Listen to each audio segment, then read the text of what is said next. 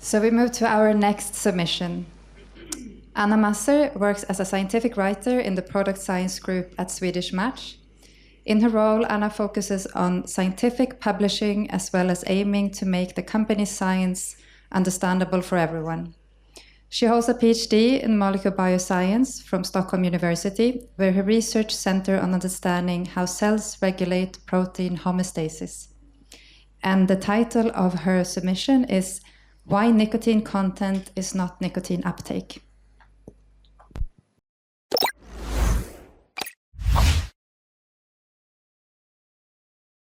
Hi, my name is Anna Masser, and this presentation will focus on why nicotine content is not nicotine uptake, using cigarettes and nicotine pouches as examples.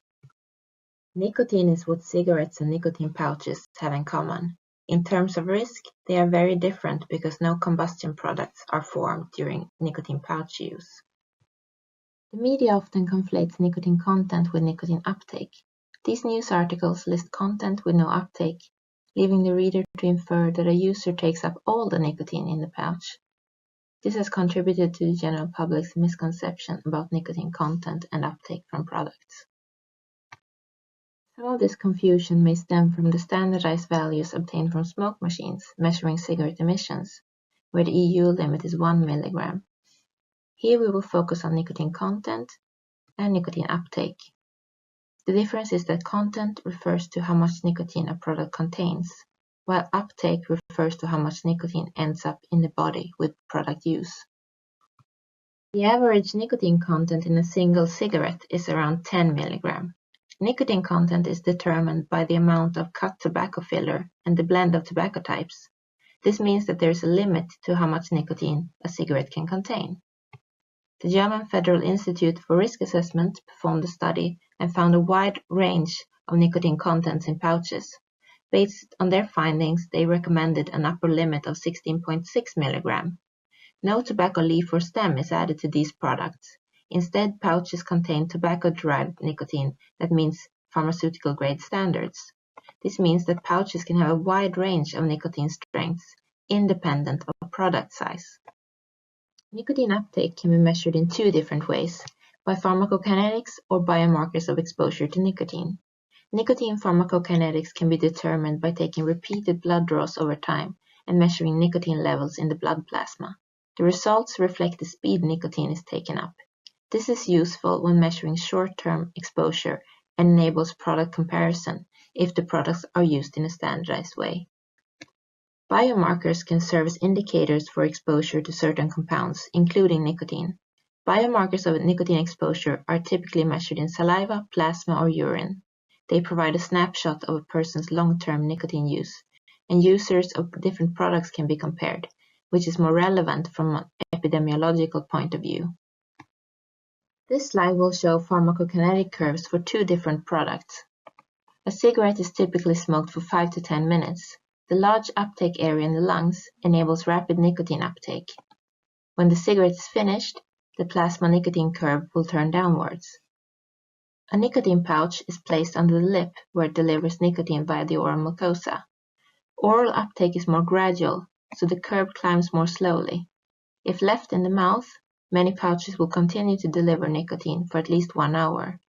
While usage times vary among individuals, plasma nicotine levels start declining when the pouch is removed, in this case at 20 minutes. The area under the curve is the nicotine uptake. Under standardized use, this is a helpful way to compare products both within and between product categories.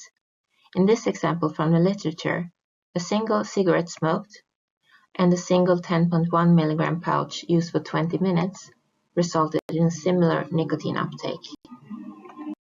With a half-life of around 2 hours, nicotine is relatively quickly metabolized to produce other compounds. The main metabolite is cotinine, a frequently used biomarker of exposure to nicotine.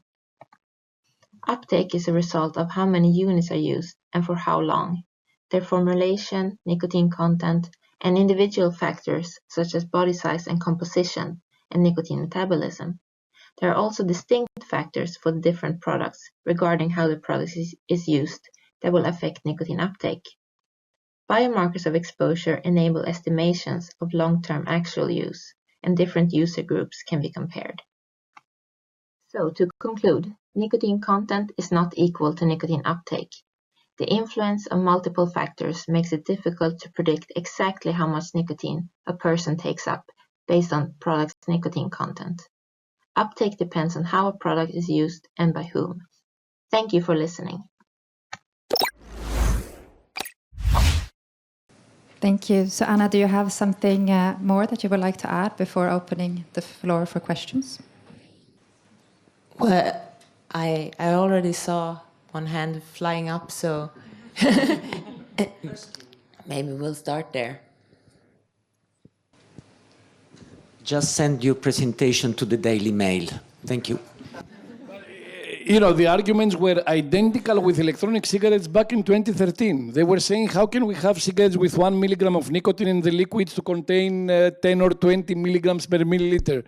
There is no comparison. You know, one cigarette, they don't even contain 1 milligram. The problem with the cigarettes is that most of the nicotine is destroyed through the combustion process. Otherwise, I fully verify that. I even measured in one of my studies the nicotine content in a cigarette compared to a tobacco heat stick, unused, I mean, tobacco heat stick. And the concentration of nicotine in terms of milligrams per gram of tobacco is identical in a tobacco heated product versus a tobacco cigarette. But what is delivered is different. With pouches, again, you can't make a comparison by saying that one tobacco cigarette has 1 or delivers 1 milligram, so we need to have a pouch having the same amount. It's a very common misconception, which is explained by the lack of understanding of regulators about these products and how they work and how very different the pattern of nicotine delivery is. It's naive, but the problem is that they are responsible for making decisions that affect accessibility, availability, and even perceptions among smokers for these products, so they need to be educated. Yeah, and since I'm I'm the nerdy one, so I thought I would just give some more insights into what the nicotine pouches, how they work. So I stand in the Swedish Match stand, and people come up, and the first thing they look at is the nicotine content of the can, and then they say, well, but this is much less than this one, and I say, well, it's 2 different products, so you cannot compare them. And to start with, that's very confusing. But if you have the same product containing, for instance, 3 and 6 milligram, and you use them the same way, then the uptake will be twice. So within the same product, it's usually linear. But if you change product, it might be different.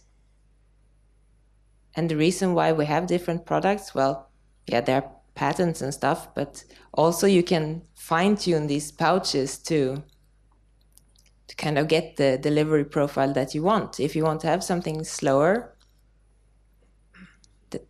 then you can take a dry pouch, for instance, because in the dry pouch, it's more like a powder. Everything is just sitting there all alone, and saliva comes in and they start mixing, and then the product is functional. Whereas a moist product, it's functional right away.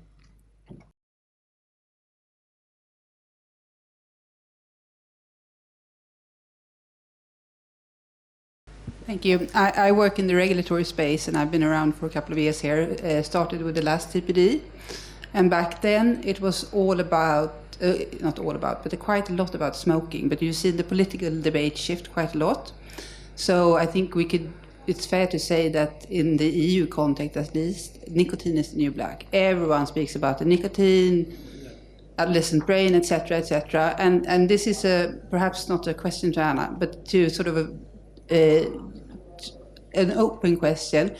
What should the scientific community do to explain nicotine in a way that policymakers get it? Nicotine has been demonized, and it has been the target for many years, starting from the WHO and now moving to the regulatory space. We knew that. nicotine is a stimulant. It's a substance that increases and improves cognitive function, improves concentration. It's a paradox that the same governments who are advocating for the legalization of marijuana use recreationally, which reduces cognitive function and reduces concentration. It can even be dangerous, for example, when driving or when handling equipment that is carries some risk is dangerous. The same governments who accept marijuana use recreational, I'm not even talking about medical use, the same governments have problems with nicotine. Nicotine is more socially compatible than marijuana. Nicotine use is more socially compatible than marijuana. Now, the issue of brain damage and all this nonsense, they are coming from animal studies. I remember when we were criticizing the Surgeon General report back in 2016 about the cigarettes, Ricardo was responsible for writing the piece about the effects of nicotine in the developing brain with coming from animal studies over exposure with nicotine. We have never seen in a clinical setting such effects. I don't think that in the 70s, kids who were born and who were not only using nicotine, but pregnant women were using nicotine and were smoking, basically, not just using nicotine. They were not mentally retarded. We haven't seen an explosion of intellectual capacity in the last couple of decades, 3 decades, that smoking has been eliminated. And we didn't see any brain damage before. So that's, I mean, quite easy, even in a non-expert way, to reject those claims. But, you know, the propaganda of continuous daily demonization of nicotine works. So it's going to take time. We should, in my opinion, we missed the reality of the nicotine demonization. We were not strong enough in our response, and now we're facing the consequences of that. And, you know, the brain is programmed to have as a priority, on the top level priority, to avoid harms. So whenever you speak about something bad happening from exposure to something, it always gets installed very strongly into the human brain, and it becomes, you know, a perception. Trying to reject something bad takes a lot more time, a lot more effort, and is by definition, because that's how the brain is programmed, less successful. So that's why you also see how attractive for the media are bad stories. It's because the brain is programmed to accept very easily messages that are related to risks, harms, and dangers, because the brain has a priority to try to avoid, as much as possible, try to avoid such harms. So it's very easy to propagate such misperceptions. The misperceptions existed for a long time for nicotine, even among the scientific community. Now imagine in the regulatory space where these people are not experts, and they don't need to be experts. The problem is that there is no open-minded discussion there, and there is only a one-sided information source which defines eventually the perceptions and then the decisions. Okay. Ian Jones, JTI. I want to add another variable, which is exposure. So you have the content, you have the uptake, and in the middle stands the exposure. How much nicotine comes out of the pouch? If you use a coffee machine outside, not all the caffeine is coming out of the coffee granules. There's still quite a lot left in there.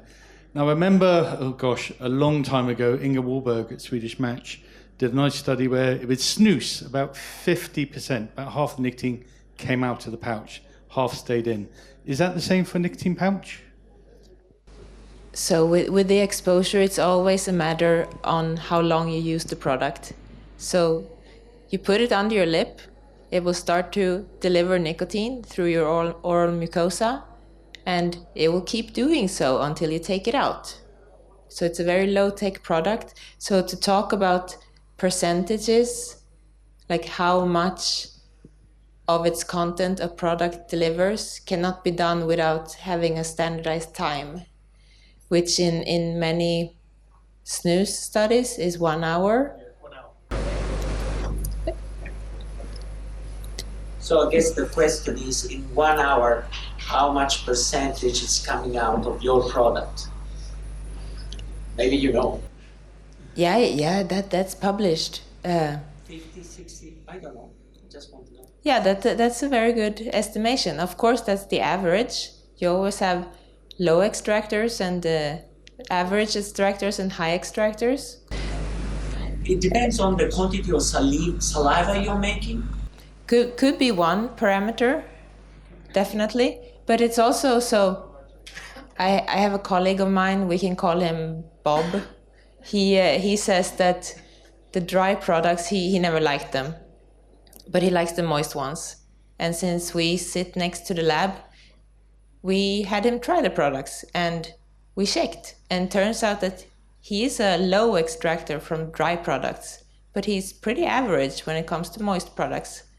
For some reason, and we also see this when we do clinical studies where the same subject tries like maybe 7, 8 different varieties of the same product, and then they tell us how satisfied they are with the product. On some occasions, they just fail to take up so much nicotine, and you see it on the satisfaction rate. So you measure nicotine levels in the blood at the same time? Yes. Make an association between satisfaction and nicotine absorption. Mm. Do we have any more questions?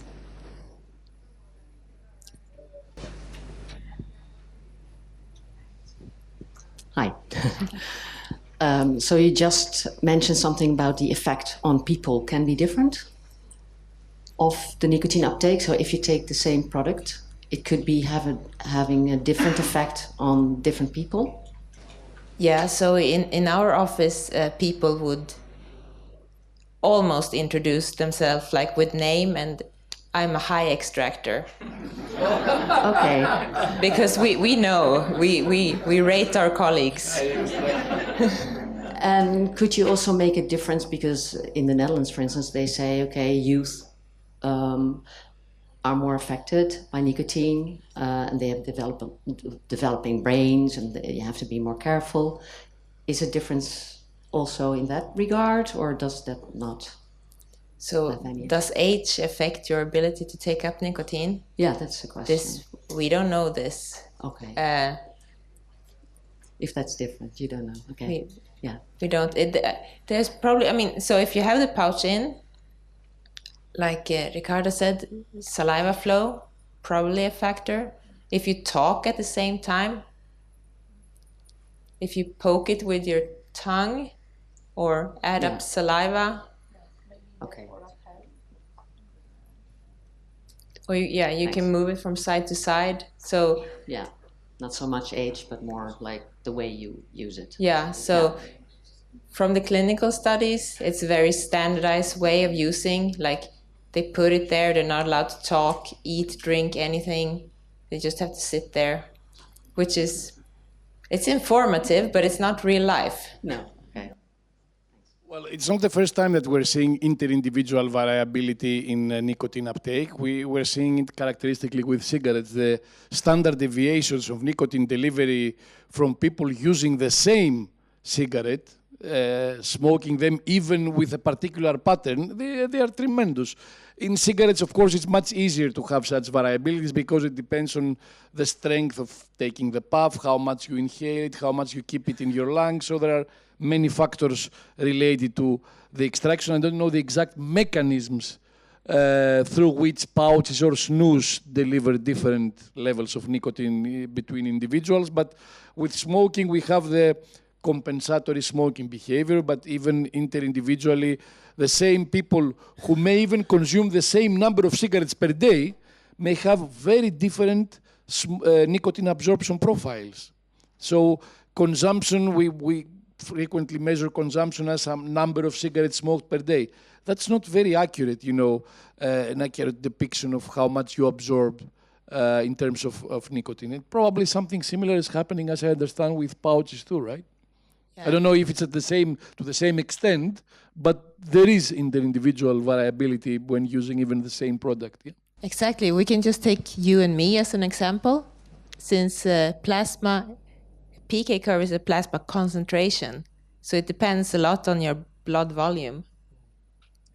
So and the metabolism of nicotine then, because smoking lasts 5 minutes. It's cigarette. It's basically nicotine has no time to be metabolized. But with snus and pouches that you're using for a prolonged period of time, then comes the metabolic rate of nicotine in the liver that plays an important role in that respect.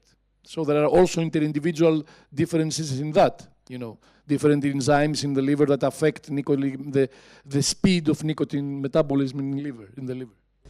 But let's say that we are average extractors and we try the same product. So my blood concentration of nicotine would be higher in the beginning. I see that there's one more question, but I think in the interest of time, if you could take it after, unless it's 30 seconds. Sure. 42. Less than 50. Have you measured the effect of pH of saliva on absorption of nicotine? So we haven't. There is a study on moist snuff that where the question was, is the saliva able to buffer all the pH adjusters in the pouch? And the answer was no. So meaning that the pH of your saliva shouldn't affect it, based on moist snuff. In 20 minutes, it's the buffer with the pouch is completely used. So you get the pH of saliva, and there are differences 1 to maybe 3 pH level in the person. pH of saliva. But so then we would probably see that over time that nicotine uptake would go slower over time as an additional effect of like the pouch emptying, but also if... So you're telling that there is always the same graph of absorption? No, but if I understood you, it was that the pH, that you would run out of pH buffers in the pouch. And I think then we would be able to see it. We have a lot to research. Let's put it like that. Thank you, Anna, for your presentation and further insights.